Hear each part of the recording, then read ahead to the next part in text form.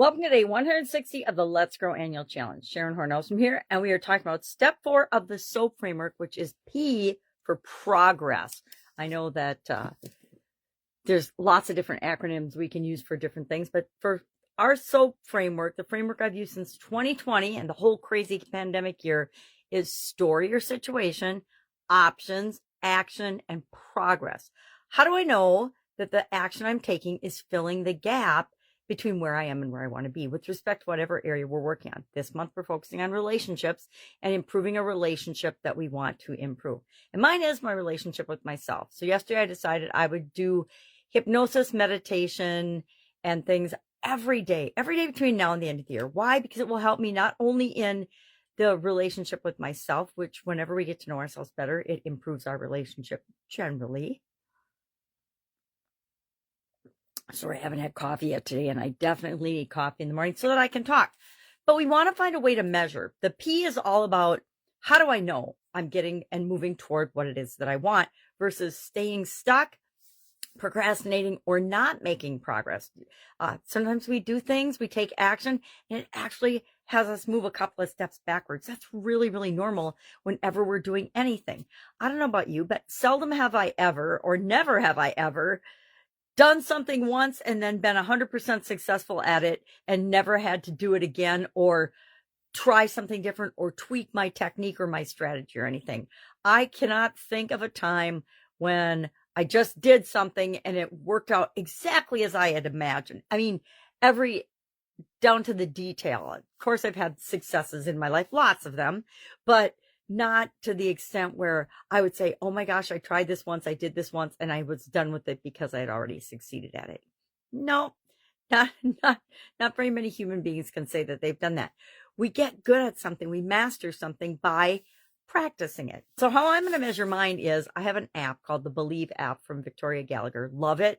It's got hypnosis, it's got meditations, it's got affirmations, it's got for all different topics and subjects. There's over 1,000 different ones in there. So you can I've always been able to find something on the topic that I'm looking for. You can search and find it, or there's a library and there's also programs and groups, and she's working on playlists so that we can have our own playlist. You can create a playlist. So I could say, I'm going to have these 9 hypnosis or meditations or affirmations in my personal playlist. And I could go through that every day and kind of do that automatically in the background of what I'm doing. So I make sure that I'm continually improving and doing one thing every day to grow.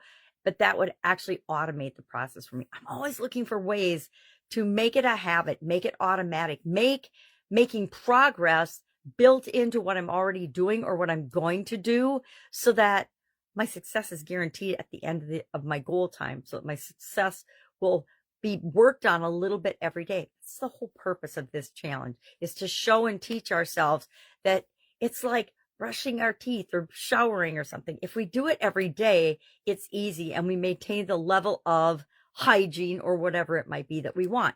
If we do it sporadically, if we're not committed, if we aren't consistent and persistent at working toward what we want, a lot of times it doesn't happen, or we'll fall short of the goal or the life that we want to create for ourselves. And so that's really the underlying current and purpose of this entire challenge. And it has been for decades for me.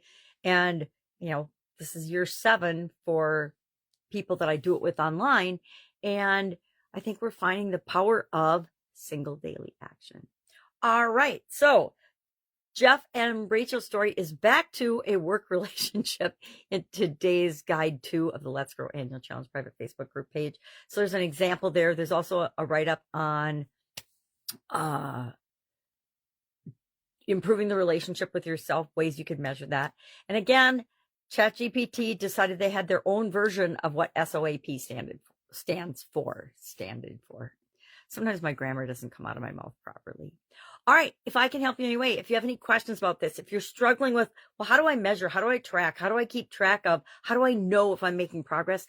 Ask in the comments below so we can learn from one another, or box for me, pajamagrandma@gmail.com. All right.